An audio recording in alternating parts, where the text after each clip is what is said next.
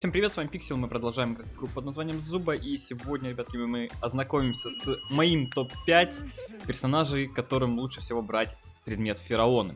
Феромоны, да, фараоны. Ну, в общем, если честно, то топ-5 очень простой, это первые 4 места занимают персонажи, это Никс, Дона, Кенгуру Молли и Акулфин. Вот такой вот простой топ-5, и последнее 5 место мне занимает Генри, Скиппи и Джейд. Но последнее 5 место можно вообще разыграть между 7 персонажами. Но давайте начнем все-таки с Молли. Почему вот эти 4 персонажа у меня занимают эти первые 4 места? Отправимся в бои. Будем играть в командные бои, чтобы более наглядно все вам показать. Ну и поехали.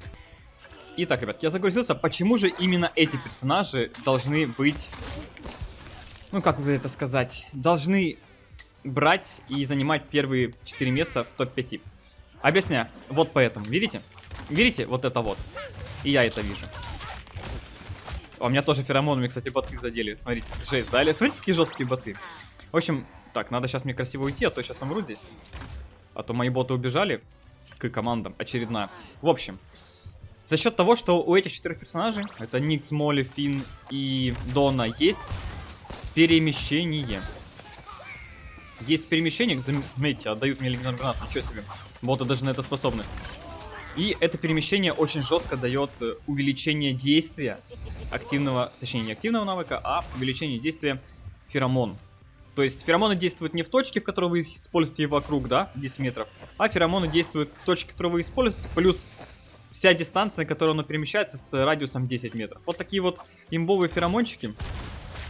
Поэтому это на самом деле круто. То есть, смотрите, я начинаю вот, давайте, я начинаю вот здесь вот действовать, да, и оно до сюда доходит, видите? То есть я начал действовать вот там.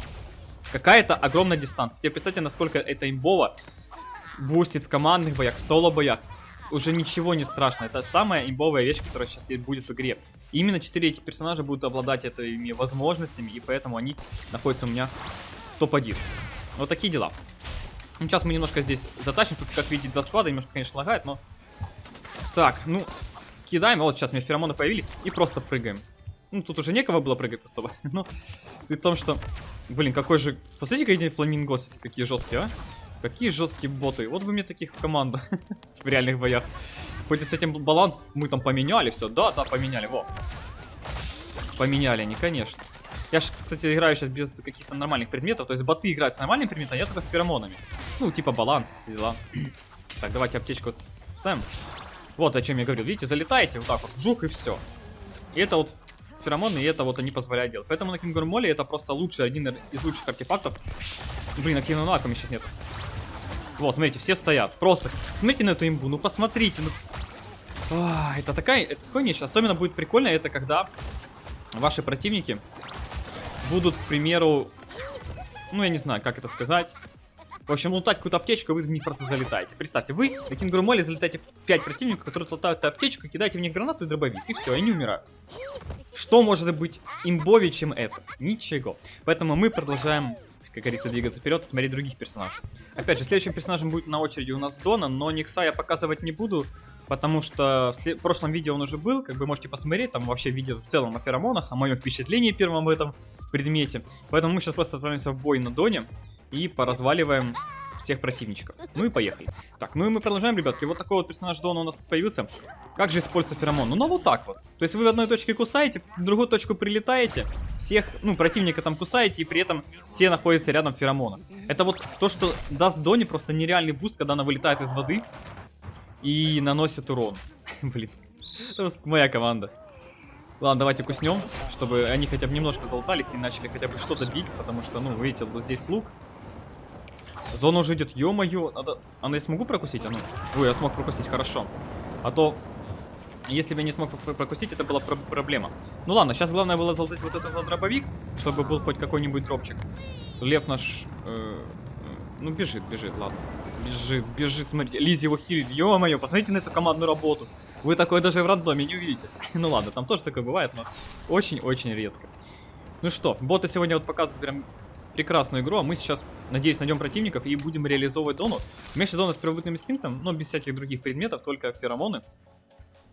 Поэтому мы сейчас, в принципе, сможем затестить вот применение первобытного инстинкта плюс вот эту вот штучку и посмотреть, насколько же это будет сильно имбовать. Ну, я просто уверен, что это лютейшая имба. Главное, чтобы противники подошли. Вот они. Вот они противнички. У меня, правда, тройных гранат нет, блин, не поимбуем, да? Ну, давайте подождем. Фламингосика. Смотрите, тут легендарная гранатка. Блин, просто вырываться соло не хочется, вот честно скажу вам. Потому что мои ботики там. Вот, сейчас пойдут. Ну, чуть ближе, ну, ребята. Во. Типа вот так вот врываешься и все. И как бы все стоят 4 секунды. Ну, это на максимальной прокачке. А ты весь такой герой. Блин, какой же я герой. Вот, смотрите, просто. Жух. Стоят, видите? Вот о чем я говорил. Не имбовость. Не имбовость. Ни разу. Ни разу не имбовость. И залетаем. И станем, и все, и убиваем. Не имбовость, да? Вообще. Просто ни разу. Ай, вот такие вот дела, ребят. Джейд можно тоже вот так вот упустить красивенько. Ну, для Дона это просто лучший предмет, который можно придумать. Ну, бицепсы даже не дотягиваются до такого предмета. То есть настолько вот он имбовый получается. Потому что, ну, позволяет делать вот это. А это делать, ну, это прям красота. Красотища. Ай, в общем, вот. Как бы один из топ-персонажей. Я думаю, дальше смысла уже тестить нет, хотя бы там против нас сейчас сквад остался. Давайте все-таки залетим, наверное, в них, разочек бахнем. Мои союзники уже от него умирают, я чувствую. Ну давайте бахнем под конец, чтобы было красиво. Вне зависимости от ситуации. Зы залетел. Как всегда, впрочем.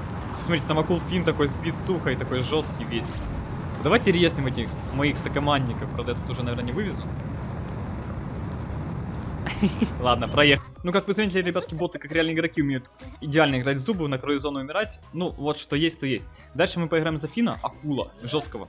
И посмотрим его тоже, как он играется и вообще, зачем ему это все. Но сейчас давайте, ребятки, ворвемся за акула Фина и посмотрим, насколько же феромоны будут имбовые за него. Опять же, вот так вот, на такую дистанцию он работает. Для чего? Вообще акула Фина феромоны, ну, это все объясняет. Он вылетает в персонажей, и ему нужно... На момент того, когда он влетает, возможность жестко дамажить, жестко нагибать и все такое. И для этого ему, конечно же, необходимы феромоны. Потому что это дает самый лучший, ну, артефакт, по сути. Я уже говорил ранее, феромоны можно использовать хоть за 2 слота, потому что слишком большая, ну, имбалансность у этого предмета.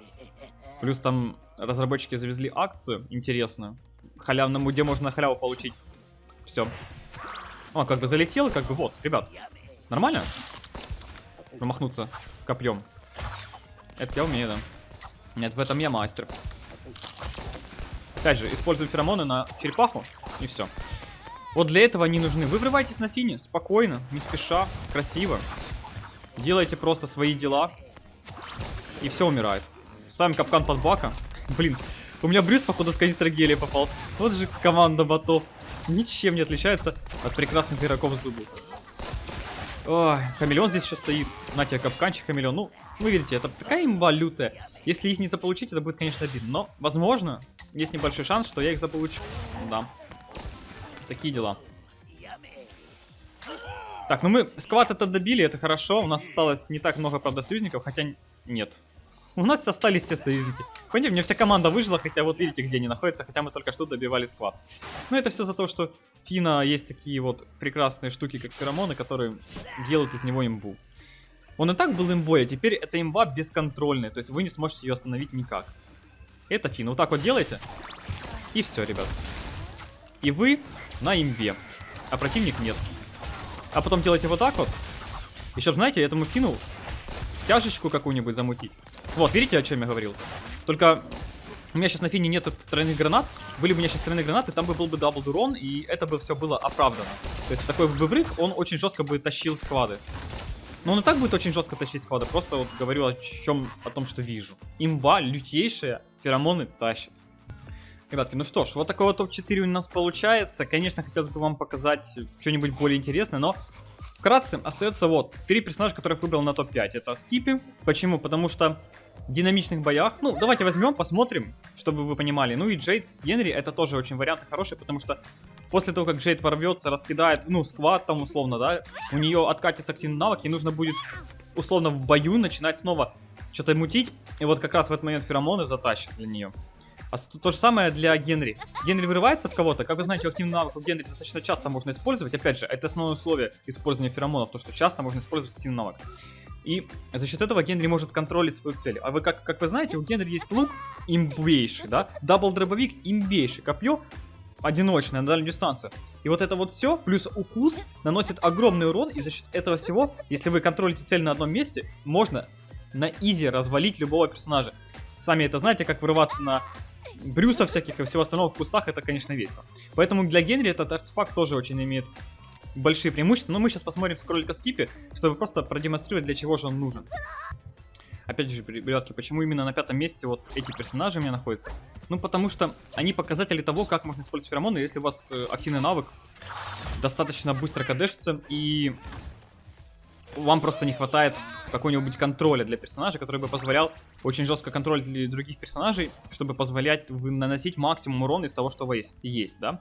Потому что если посмотреть на Генри, на кролика Скипи, на Джейд, не всегда получается нанести с этих персонажей много урона, потому что противники убегают, противники как-то там защищаются и все такое. Особенно вот эти вот дистанции, посмотрите, да? Ну, я сейчас играю на стандартных каких-то настройках, но это 17 уровень, это почти фулл атрибуты, поэтому сами понимаете. И вот даже с этим у меня вот такие вот радиуса. Ну, то есть дистанция на самом деле очень маленькая, и из-за этого не получается достать до противника в нужный момент и все раздамажить. То есть фулл дамаг нанести очень сложно. Но с феромонами, вы просто делаете вот так вот. Все. Закончено. Закончено. Ну, вы понимаете, почему я беру феромона, да? Также это выгодно брать других персонажей. Опять же, у нас есть много персонажей, которых КД активного навыка меньше 8 секунд или 8 секунд или чуть больше, что позволяет, в принципе, использовать почти все феромоны, но некоторые персонажи типа льва, они бесполезны. Будем откровенными, потому что активный навык плюс первобытный инстинкт, он же там становится круговым и дает радиус совсем небольшой. Ну, то есть радиус такой же, как у активного навыка. То есть смысла от применения феромонов никакого нет на льве, то есть 0. Опять же, для Бака, ну, тоже я посмотрел такой себе вариант, потому что, ну, стяжка, ну, короче, плюс-минус, для Бака это тоже будет полезно все-таки, кто бы что ни говорил, но не в такой большой степени. Для Брюса вот возможно, там вопрос еще. Я Брюса не тестировал особо, но видел, как он играется. Возможно, все-таки Брюса тоже стоит взять, но опять же, берите тому, кто вам больше нравится. Но обязательно перед этим посмотрите мой видосик, как говорится, чтобы знать более точно. Вот, смотрите, сейчас замес идет, да? Сейчас мне феромон откатится. Прекрасно, ребят, прекрасно, просто прекрасно. Ну, что я могу сказать, здесь со мной оказались очень жесткие жирафы. Но у меня есть... Давай, дорезай, дорезай. Ё-моё, без зубом вампира, конечно, играть такой себе. Но у меня есть очень жесткий фламингос, который меня спас. И вот ему большущее спасибо. Ну, в общем, я вам, в принципе, показал, как это работает, да? То есть вот этот момент, когда вы в жестком замесе на скипе, когда вы маневрируете, когда вы выживаете, когда противники все еще живы, ваша команда тоже вся еще жива. И сейчас тут буквально переломный момент, все будет решаться. У вас откатываются феромоны. Вы влетаете в противников. Все стоят. Ваши союзники дамажат, вы дамажите, и все умирают, противники, я имею в виду. И вот так вот все и заканчивается. Вот в этом смысл феромонов на таких персонажах. А это все, ребятки. Если видео вам понравилось, ставьте лайки, подписывайтесь, оставьте свои комментарии. Как говорится, не болейте. Любым способом попробуйте достать феромоны, потому что неизвестно, сколько эта имба будет у нас в игре. И, в общем, не болейте, не скучайте. Всем пока-пока.